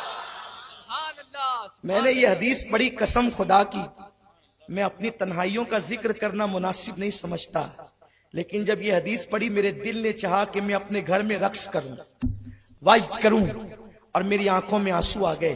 اس لیے کہ نماز نبی جیسی پڑھ نہیں سکتے، تو نبی جہاں ہے وہاں جنت میں. اس لیے کہ جب نمازیں برابر برابر ہوگی تو جنت میں درجہ بھی برابر برابر ہوگا. نبی جیسا روزہ رکھ نہیں سکتے، کیونکہ روزے برابر برابر ہوں گے تو جنت میں درجے بھی برابر برابر ہوں گے. صدقات خیرات ویسے نہیں دے سکتے، کیونکہ حضور نے فرمایا میرا صحابی مٹھی بھر جو خیرات کرے اور تم احد پہاڑ کے برابر سونا خیرات کرو تو وہ دونوں اکول نہیں ہو سکتا، برابر نہیں ہو سکتا. جب صحابی کا عمل غیر صحابی کے برابر نہیں اور غیر صحابی کا عمل صحابی کے برابر نہیں تو امتی کا عمل نبی کے برابر کیسے ہو سکتا ہے؟ تو اللہ اکبر، یہ تو ناممکن ہے کہ عمل کی بنیاد پر کوئی رسول اللہ کے ساتھ رہے، جنت میں حضور کے درجے میں رہے. ارے وہاں خلیل بھی اس درجے میں نہیں رہ سکتے، وہاں کلیم بھی اس درجے میں نہیں رہ سکتے، وہاں موسیٰ و عیسیٰ بھی اس درجے میں نہیں رہ سکتے عمل کی بنیاد پر. اس لیے کہ حضور کا درجہ وہ ہوگا جہاں کسی کو درجہ نہیں ملے گا. لیکن او اہل بیت سے محبت کرنے والوں، اہل بیت کے ڈنکے بجانے والوں، اپنی اولاد سے زیادہ اہل بیت پہ قربان ہونے والوں، اپنی اولاد سے زیادہ اہل بیت پہ نثار ہونے والوں، صرف زبان کے دعوے دار نہیں دل سے عشق کرنے والوں، حضور نے تم کو بشارت دے دی کہ جہاں رسول اللہ جنت میں ہوں گے اہل بیت کے محبین اسی درجے میں داخل کیے جائیں گے. اور جامع ترمذی تو سیاہ ستہ میں ہے، ان 6 معتبر کتابوں میں جس کا خطبہ سب پڑھتے ہیں. تو اسی لیے اہل بیت سے محبت کرو، ان سے پیار کرو، لیکن کیسے؟ یہ نہیں کہ دعویٰ محبت کا، کردار یزید کا، داڑیاں منڈا منڈا کر گٹروں میں پھینک رہے ہیں، کان میں ہیڈ فون لگا کر گانے سن رہے ہیں، عورتیں بے پردہ نکل کر میلوں میں جا رہی ہے، لڑکیاں گلوں میں دوپٹے لٹکا کر کے میلے ٹھیلوں تک پہنچ رہی ہے. میں اہل بیت کے محبوں سے مخاطب ہو کر ایک بات کہنا چاہتا ہوں، ارے تمہارا جوان بیٹا اگر انتقال کر جائے تو کیا تم بن سور کر میلوں میں جاؤ گی؟ علی اکبر کی شہادت کے دن تمہیں میلے نظر آتے ہیں؟ اگر تمہارا معصوم بچہ انتقال کر جائے تو کیا اس دن تم بن سور کر کے بے پردہ گھومنے نکل جاؤ گی میری بہنوں؟ معصوم علی اصغر کی شہادت کے دن تم گناہ کرتے ہو.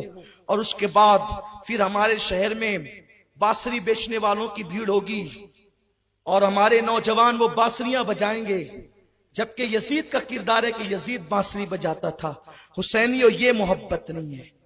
صرف شربت پلا کر اظہار محبت نہیں ہوتا، شربت بھی پلاؤ اور کردار حسین کو بھی قبول کرو. میرا حسین کیسے کردار والا ہے؟ اپنی گفتگو سمیٹتے ہوئے ایک دن 400 ساتھیوں کے ساتھ مولا حسین نکلے ہیں شہر مدینہ میں. صاحب روضۃ الشہداء لکھتے ہیں مولا حسین اتنے خوبصورت تھے کہ پیشانی سے نور کی کرنیں نکلتی تھی. اندھیرے میں بھی کوئی ان کو بیٹھا ہوا دیکھ کے پہچان لیتا تھا کہ جس کے پیشانی سے کرنیں نکل رہی وہی حسین ہے. اس لیے کہ حسین حسین ہے اور حسین حسین ہے. سبحان اللہ. سبحان اللہ. ان کا نام بھی حسین ہے. اللہ اکبر، کیا ذوات ہے، کیا ذوات ہے. میرے آقا فرماتے ہیں حسن حسین سے پہلے اللہ نے ان ناموں کو جنت میں چھپا کے رکھا تھا کہ یہ نام کوئی رکھ ہی نہ سکے، یہ نام کوئی رکھ نہ سکے، قربان جائیں. کیا پیاری بات کہی میرے سرکار نے. فرمایا کہ میرے حسن حسین کے لیے نام چھپا کے رکھے تھے، کسی کے ذہن میں نہیں آئے، نہ نبیوں کے ذہن میں، نہ اس زمانے کے ولیوں کے ذہن میں کہ وہ رکھے نام حسن حسین. اللہ نے یہ نام میرے بیٹوں کے لیے مخصوص کر رکھے تھے. قربان جائیں، جن نام والے نہ ہو، جن جیسے نام والے نہ ہو، ان جیسی ذات اور کردار والے کیسے ہو سکتے ہیں؟ مولا حسین نکلے ہیں 400 ساتھیوں کے ساتھ، بہت حضور کا امامہ سر پہ اور مولا علی کی تلوار ہاتھ میں.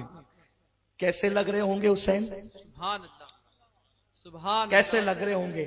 اگر اجازت دیں، حالانکہ وقت کم ہے، مجھے اپنے عنوان تک پہنچنا ہے، کیونکہ آپ کو جو ہے وہ حسین پاک کی رخصتی مدینہ طیبہ سے مجھے بیان بھی کرنی ہے، کیونکہ اب وقت تو بہت کم رہ گیا ہے، پھر وہ چھوٹ جائے گا ورنہ.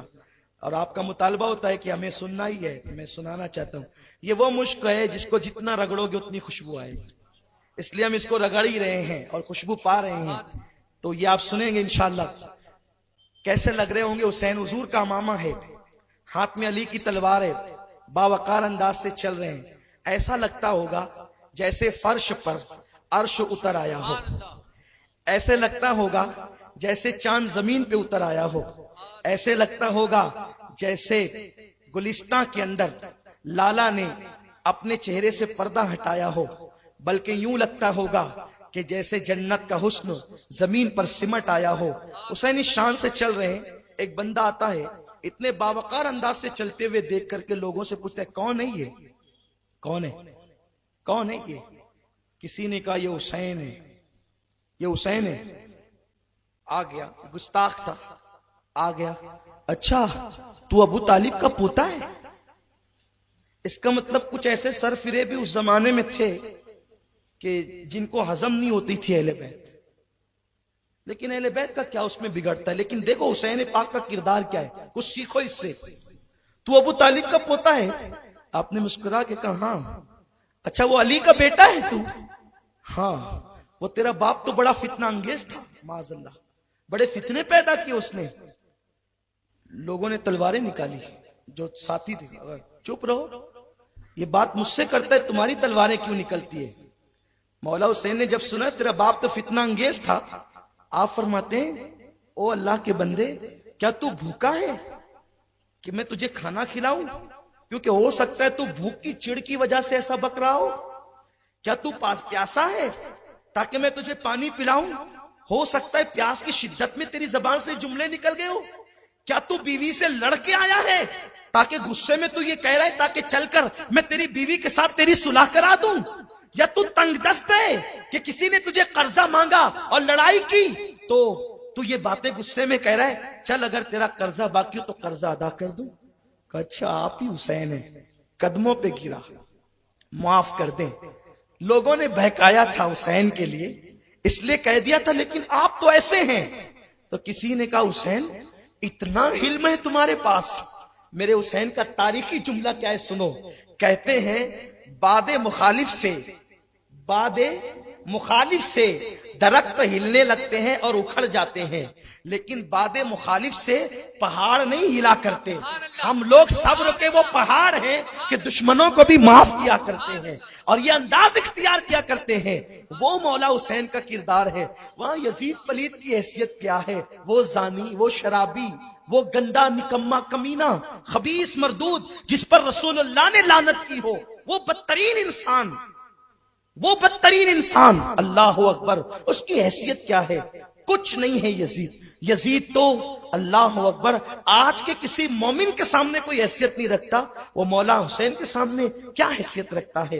مولا حسین جب حضرت سیدنا امیر معاویہ رضی اللہ تعالیٰ 60 ہجری 22 رجب کو دنیا سے فالج کے مرض میں کوچ کر گئے. یہ میرے حضور کے صحابی ہیں. صحابی سے اگر کوئی ایسی لغزش ہو جائے تو امت میں کسی بندے کو اختیار نہیں ہے کہ وہ صحابہ کے معاملات پر زبان کھولتا پھرے. لوگ آج بہت بے باک ہیں اور وہ کچھ کا کچھ کہتے ہیں.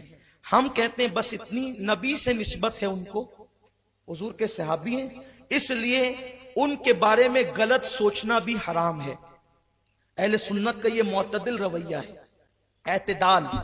نہیں تعریف کر سکتے توہین بھی مت کرو، اس لیے کہ بیٹے کا ننگا پن باپ کو کوئی نقصان نہیں پہنچاتا.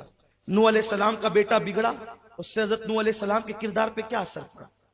انہوں نے سمجھایا نہیں مانا، غرق ہو گیا. اللہ کے پیغمبر ہیں نوح. حضرت امیر معاویہ عاشق رسول ہیں، ایسے عاشق رسول کہ انہوں نے وصیت کی تھی کہ میں نے حضور کے ناخنوں کی قطرن संभाल करके रखी है, जब मैं कब्र में जाऊं तो उसको मेरे सीने पे मेरे कफन में रख देना।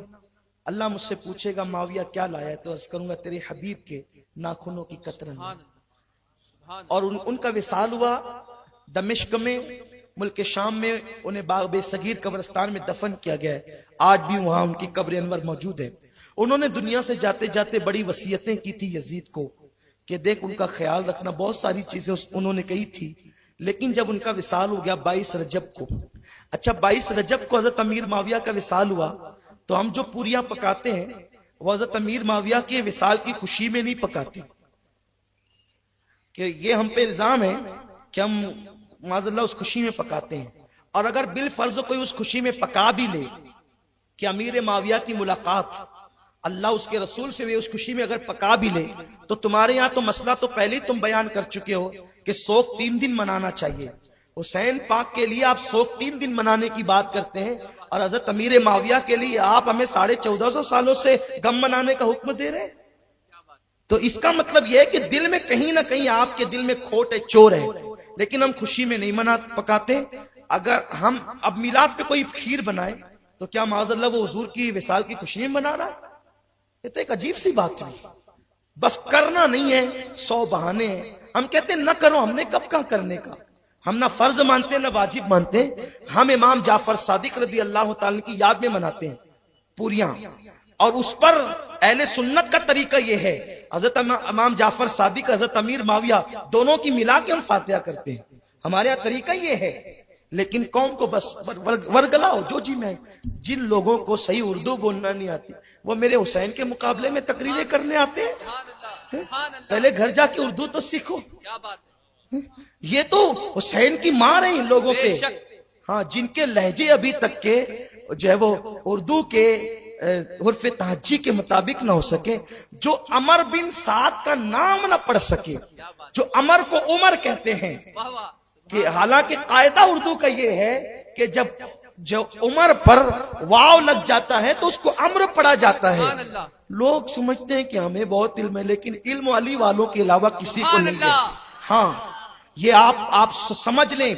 बहुत लोग जो है वो अल्लाह की पनाह, क्या हो रहा है? लोगों समझो, अपना ईमान बचाओ, अकीदा बचाओ। 22 रजब को आपका विसाल हुआ।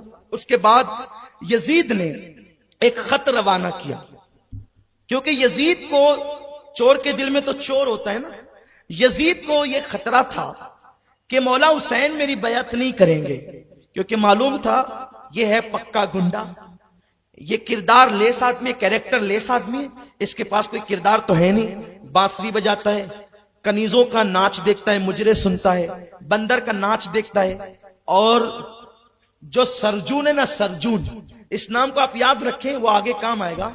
सरजून जो है वो यजीद का दोस्त है।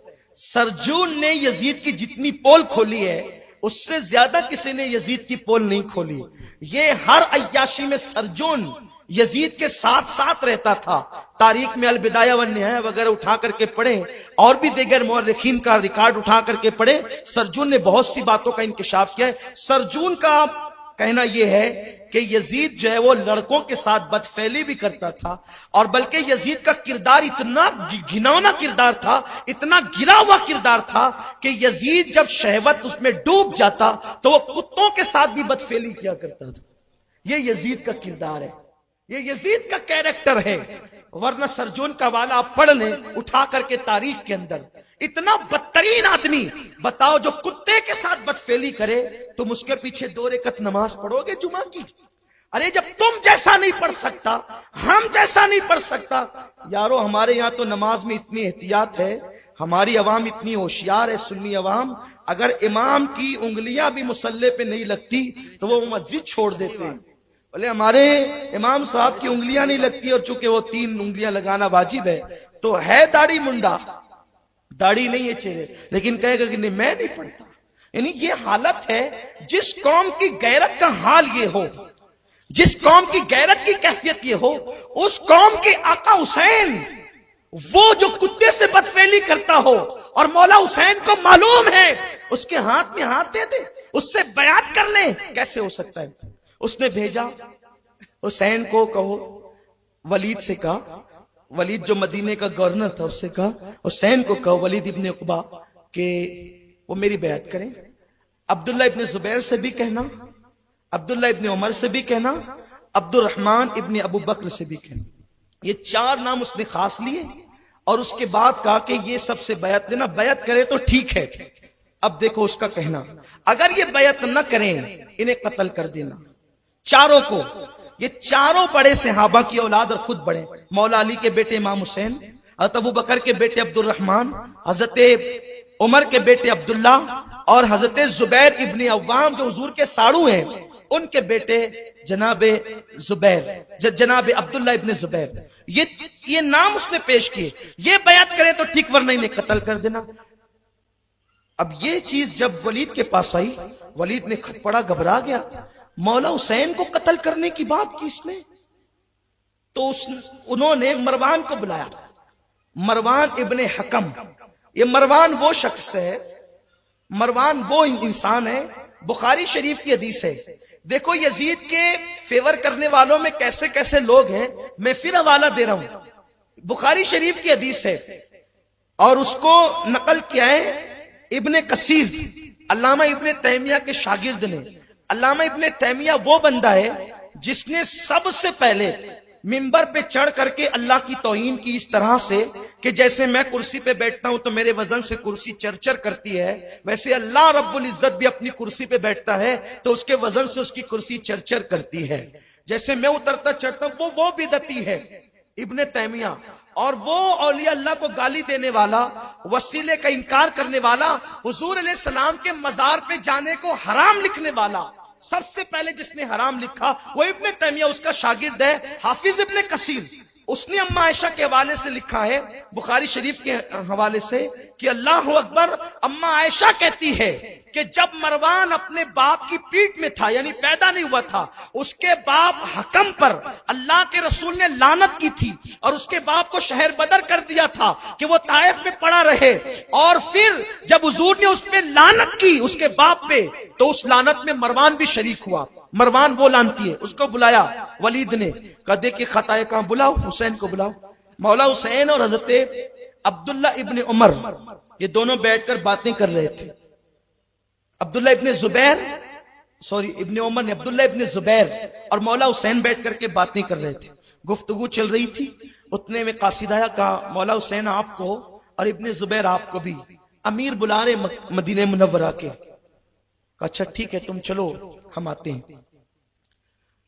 دونوں باتیں کرنے لگے، ایسا لگتا ہے یہ وقت تو امیر کے ملنے کا نہیں ہے، ہو سکتا ہے کہ حضرت امیر معاویہ کا انتقال ہو گیا اور یزید بادشاہ بن گیا تو اسی کے لیے بلایا جا رہا ہے۔ مولا حسین نے کہا کہ میں جاتا ہوں، کیونکہ کہہ جو دیا ہوں نا کہ آتا ہوں، میں جاتا ہوں۔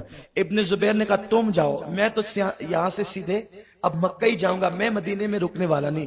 وہ فوراً وہاں سے مکہ المکرمہ کی طرف روانہ ہو گیا، اس طرف جلدی کے جلدی۔ یہ ادھر گھر گئے اور 30 جوانوں کو ساتھ لیا، کہا کہ دیکھو اگر میری آواز اونچی ہو نا تو تم لوگ اندر آ جانا، اور جب تک میں نہ کہوں لڑائی شروع نہیں کرنا، کیونکہ حالات ٹھیک نہیں ہے۔ جانے سے ایسا لگتا ہے کتنے ذہین تھے مولا حسین، دور اندیشی کس قدر تھی کہ خط آیا ہے اس کے بارے میں آپ نے محسوس کر لیا تھا۔ مولا حسین گئے اندر، ولید نے کہا کہ حضرت امیر معاویہ کا انتقال ہو گیا، آپ نے انا للہ پڑھی اور مغفرت کی دعا کی اور تعزیت فرمائی۔ اس سے بھی حضرت امیر معاویہ کی بلندی ظاہر ہوتی ہے، جس کی دعائیں مغفرت مولا حسین کرتے ہوں ان کی دعا تو کبھی رد ہو نہیں سکتی۔ تو اس کا مطلب یہ ہے کہ اگر وہ کافر ہوتے معاذ اللہ، یا منافق ہوتے، یا وہ معاذ اللہ اسلام سے ہٹ گئے ہوتے تو مولا حسین ان کی کبھی بھی مغفرت کی دعا نہیں کرتے۔ ہر کتاب میں لکھا ہے کہ انہوں نے مغفرت کی دعا کی، کہا کہ آپ یزید کی بیعت کر لیں۔ آپ نے فرمایا اس طرح کھل کر، اس طرح سے جو تم بات کر رہے ہو کہ یزید کی بیعت کر لو، میرے جیسا آدمی جب بیعت کرے گا تو کھلے میدان میں کرے گا، اس طرح چپکے چپکے خاموشی سے مجھ جیسے آدمی سے بیعت لینا یہ مناسب نہیں ہے۔ ایک کام کرو، باہر چلو، اعلان کرو، اور اس کے بعد پھر جو ہوگا دیکھا جائے گا۔ تو ولید نے کہا اے مولا آپ نے تو بات ٹھیک کہی، ولید ٹھیک ٹھاک آدمی تھا، آپ نے ٹھیک کہی بات، ٹھیک ہے آپ جائیں، میں جو ہے وہ ساری صورتحال یزید کو لکھتا ہوں اور معاملہ معلوم کرتا ہوں کہ ایسی بات آپ کہتے ہیں۔ مروان نے کہا ولید اسے قتل کر، اگر تو نے اسے جانے دیا تو دوبارہ تو اس پر قابو نہیں پا سکے گا۔ مولا حسین رک گئے، اچھا ابن زرقہ تو مجھے قتل کرے گا یا یہ کریں گے؟ تم لوگ مجھے قتل کرو گے؟ خدا کی عزت کی قسم نہ تیرے اندر ہمت ہے نہ ان میں۔ ولید نے کہا حضرت آپ جائیں، اگر پوری دنیا کی نعمت بھی مجھے دے دی جائے اور آپ کو قتل کا حکم دیا جائے تو میں پوری دنیا کی نعمت ٹھکرا دوں، لیکن آپ کو قتل نہیں کروں گا۔ آپ کے پیر میں کانٹا چبھے یہ ہمیں گوارا نہیں ہے، کیونکہ ابھی چند دن ہی تو گزرے، ہم نے دیکھا ہے کہ صحابہ نے آپ کو کندھے پہ بٹھایا ہے، صحابہ آپ کا احترام کرتے ہیں۔ پھر مولا حسین وہاں سے نکلے، گھر آئے اور گھر والوں کو کہا ہم لوگوں کو اب مدینہ چھوڑ دینا ہے، جس امتحان کی خبر اللہ کے رسول نے ہمیں دی تھی وہ دن آ گئے، اور ہم لوگوں کو مدینہ طیبہ چھوڑ کر کے اب کہیں اور جانا ہے، اس لیے تم لوگ تیاری کرو اور انتظار کرو کہ ہم لوگوں نے مدینہ چھوڑ دینا ہے۔ یہاں پر ایک بات کر کے گفتگو ختم کرتا ہوں، جہاں تک آپ کو لے جانا تھا ہم وہاں نہیں جا سکے، جو ہے وہ گفتگو درمیان میں بہت نکل گئی اور ہم وہاں تک نہیں پہنچ سکے۔ انشاءاللہ یہ تسلسل کل جاری رہے گا۔ ایک بات جو آخر میں کہنا چاہتا ہوں وہ یہ ہے، لوگ یہ کہتے ہیں کہ امام حسین نے ہی بیعت کیوں نہیں کی، اور بھی صحابہ کی اولادیں تھی انہوں نے تو بیعت کر لی نا۔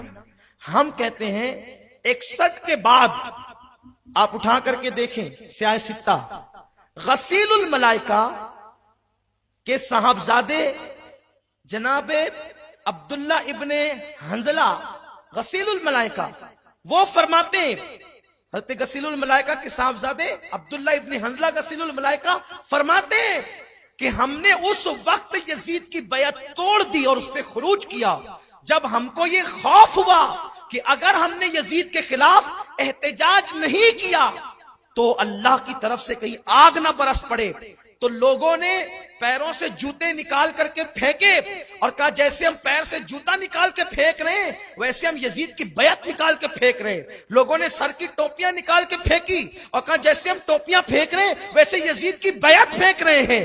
تو آپ کہتے ہیں کہ امام نے کیوں بیعت نہیں کی؟ یارو غلط رستے جا کر کے واپس پلٹ آنا یہ کسی دانشور کا شیوا نہیں ہوتا، یہ کسی دور اندیش کا شیوا نہیں ہوتا۔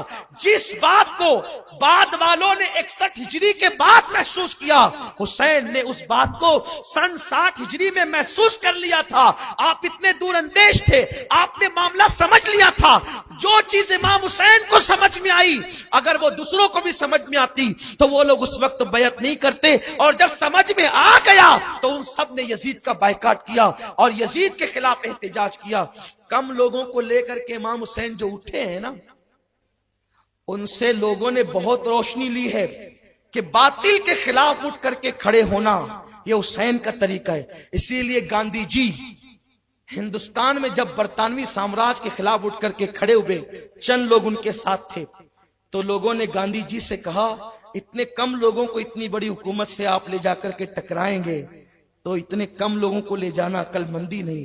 گاندھی نے کہا تھا یہ بات میں نے حسین سے سیکھی ہے، یہ بات میں نے حسین سے سیکھی ہے۔ حسین وہ ہے، آپ حسین کو ناپیے مت، تولیے مت۔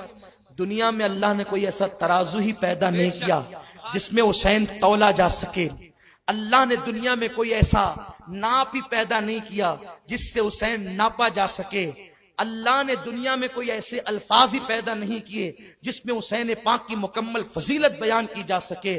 حسین حسین ہے، بس مولا حسین کو صحیح طور پہ پیش کرنے کی ضرورت ہے۔ کسی مفکر نے کہا تھا انسان کو بیدار تو ہو لینے دو، ہر قوم پکارے گی ہمارے ہیں حسین، حسین پوری قوم کے ہے۔ اور ڈاکٹر بابا صاحب امبیڈکر نے کہا تھا میں حسین کو خراج پیش کرتا ہوں۔ کسی نے کہا تھا ڈاکٹر صاحب حسین آپ کے مذہب کے نہیں ہیں پھر بھی آپ ان کو خراج پیش کرتے ہیں، تو ڈاکٹر نے کہا تھا دراصل حسین نے ایک بندے کے خلاف احتجاج کیا تھا جو حکومت والا تھا کہ وہ پھوپھی سے نکاح کرتا تھا، سوتیلی ماں کو اپنے حرم میں رکھتا تھا، سوتیلی بہن سے نکاح کو جائز سمجھتا تھا۔ اگر حسین کربلا میں نہ آتے تو ہماری پھوپھیوں کی عزت بھی خطرے میں پڑ جاتی، ہماری سوتیلی ماؤں کی آبرو بھی خطرے میں پڑ جاتی۔ حسین نے کربلا میں جا کر کے صرف اسلام ہی نہیں بچایا ہے، حسین نے کربلا میں جا کر کے کائنات کی ہر بیٹی کی آبرو بچائی ہے، ہر بیٹی کی عزت بچائی ہے۔ یہ مولا حسین کا کردار ہے۔ جو تعصب کی آئینہ ہٹا کر کے دیکھیں گے ان کو مولا حسین نظر آئیں گے۔ اور جو آیت میں نے تلاوت کی، اللہ فرماتا ہے ثم لتسألن یومئذ عن النعیم۔ اس کی تفسیر کرتے عبداللہ ابن عباس کہتے ہیں اللہ نے فرمایا کہ قیامت کے دن میں تم سے نعیم کے بارے میں پوچھوں گا، نعیم نعمت کے بارے میں۔ تو فرمایا کیا پوچھے گا وہ؟ یہاں نعیم سے مراد کیا ہے؟ ابن عباس کہتے ہیں اللہ قیامت کے دن علی اور اولاد علی کے حق کے بارے میں تم سے پوچھے گا کہ تم نے علی کا اور اولاد علی کا کتنا حق ادا کیا۔ آپ سے میری گزارش ہے کہ حالانکہ میں تو خود جلدی پہنچ گیا تھا اور آپ بھی جو ہے وہ جلدی آ گئے تھے، لیکن چونکہ پروگرام اپنا ایسا تھا اس لیے گفتگو ادھوری رہی۔ کل انشاءاللہ نور باغ چوک میں جو ہے وہ اپنا پروگرام ہے مولا حسین کی شان اور عظمت کا۔ آپ لوگ جلدی تشریف لائیں اور ذوق و شوق کے ساتھ آئیں۔ دیکھیں ایسے نہیں اٹھیں، ہم نے سلام پڑھنا ہے نا۔ میں نے پچھلی مرتبہ بھی آپ کو کہا تھا جو لوگ پہلے موجود ہیں وہ نہیں اٹھ رہے ہیں، جو ہو سکتا شاید پہلی بار جو بھائی آئے ہیں وہ لوگ اٹھ رہے ہیں۔ بیٹھ جائے بیٹا، ایسا نہیں کرو۔ تو دوست احباب کو بھی دعوت دیں، بس ایک کوشش کریں، اپنی ایک تمنا ہے لوگ اہل بیت کی معرفت حاصل کر لیں اور نبی اور آل نبی اور صحابہ کے لوگ وفادار بن جائیں، انشاءاللہ کوئی ان کو گمراہ نہیں کر سکے گا۔ آقا نے فرمایا کہ جو قرآن اور اہل بیت کا دامن پکڑ لے ان کو کوئی گمراہ نہیں کر سکتا۔ اب قوم کو اگر گمراہی سے بچانا ہے تو قرآن اور اہل بیت کے قریب کرنا ہے۔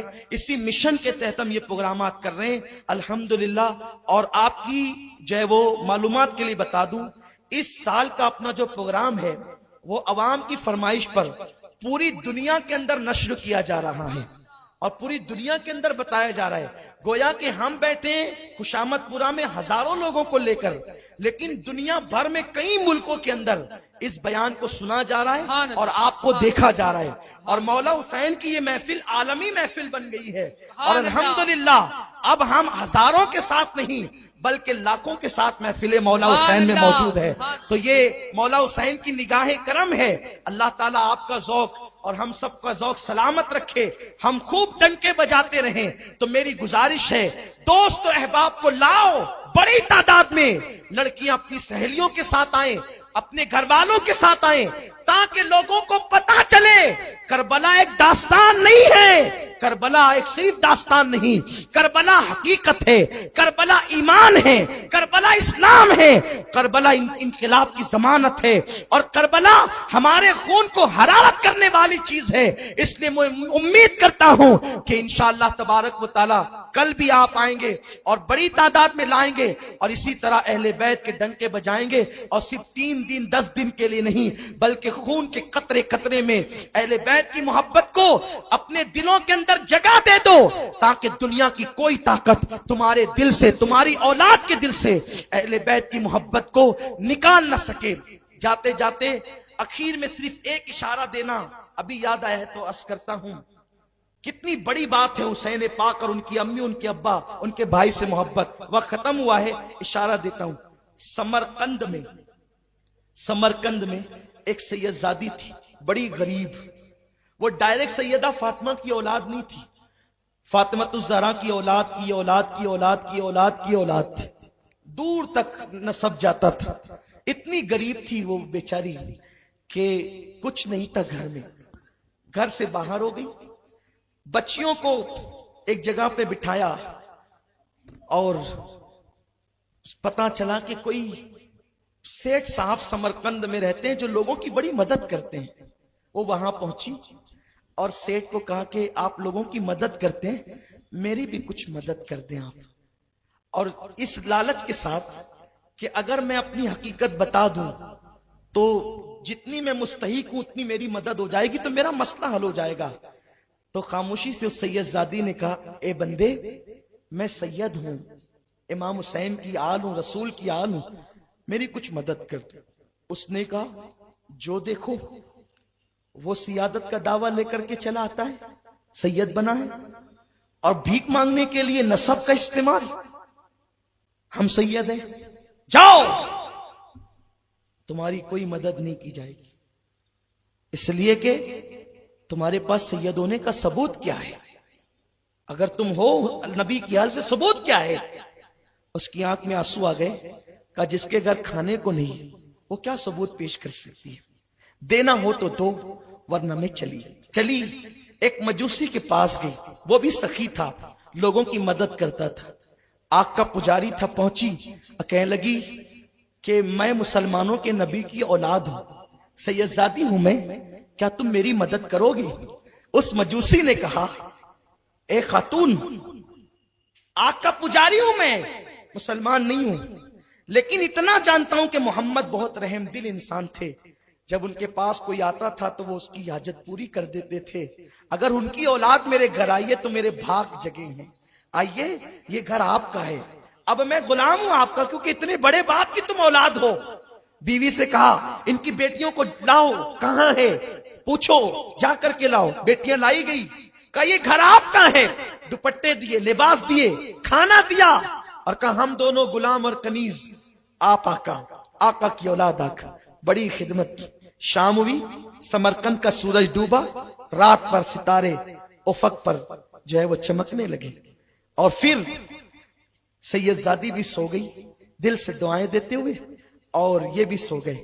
ادھر وہ سیٹھ صاحب جو مسلمانی کا دعویٰ کرتے تھے، اسلام کا دعویٰ تھا جن کے پاس، اور ایسے ہی خوش کو کلمہ پڑھنے والے تھے، دیکھا خواب میدان محشر ہے، جنت کا سما ہے، حضور لوگوں کو پکڑ پکڑ کر جنت میں داخل کر رہے ہیں، مالک جنت لوگوں کو جنت میں داخل کر رہے ہیں۔ یہ گیا حضور کون لوگ جنت میں جا رہے ہیں؟ کہا جو مومن میرے امتی ہیں۔ حضور میں بھی مومن ہوں، آپ کا امتی ہوں۔ آقا نے فرمایا تو مومن میرا امتی ہے، تیرے پاس مومن ہونے کا اور امتی ہونے کا ثبوت کیا ہے؟ کیا ثبوت ہے تیرے پاس؟ میری بیٹی حالات کی ماری بے کسی کے عالم میں تیرے گھر آئی تھی، اور تو اس سے نسب کا ثبوت پوچھ رہا تھا؟ چل یہاں سے، تیرے لیے کوئی راحتیں نہیں، کوئی جنت نہیں۔ بس ڈانٹ پڑی ہے حضور کی، آنکھ کھلی ہے، چلانے لگا پاگلوں کی طرح، میں تباہ ہو گیا، میں تباہ ہو گیا، میں برباد ہو گیا۔ بیوی نے کہا ہوا کیا؟ کہا کہ خواب میں حضور نے ڈانٹا، بھگا دیا، جنت نہیں دی، رونے لگا، پیٹنے لگا، حیران ہو گیا۔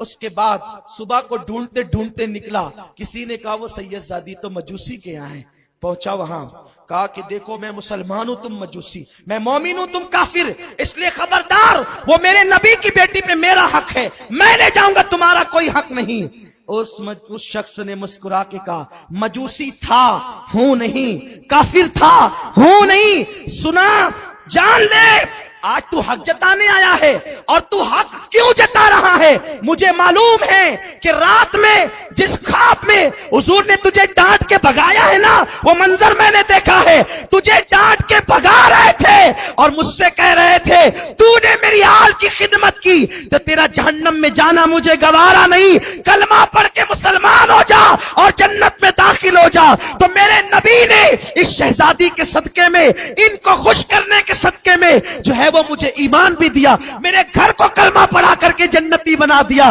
اب میں ان کو نہیں دوں گا، ان کی خدمت میں کروں گا۔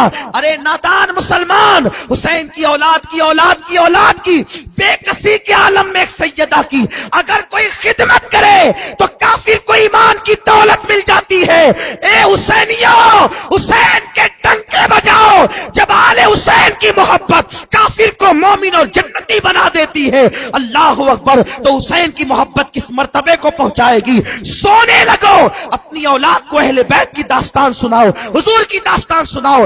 اگر اللہ نے تمہیں توفیق دی ہے، بناؤ ڈرم کے ڈرم شربت بناؤ، پلاؤ، ہر ایک کو پلاؤ، اس لیے کہ یہ محبت کی علامت ہے۔ شربت حسین تک پہنچے نہ پہنچے، محبت تو پہنچے گی، خدمت کا انداز تو پہنچے گا۔ اس لیے اللہ نے دیا ہے تو خوب خرچ کرو، صدقہ دو، صدقہ صدقہ دو, کپڑے تقسیم کرو, مولا حسین کے نام پہ کپڑے تقسیم کرو, صدقہ تقسیم کرو, ٹھنڈے ٹھنڈے پانی تقسیم کرو.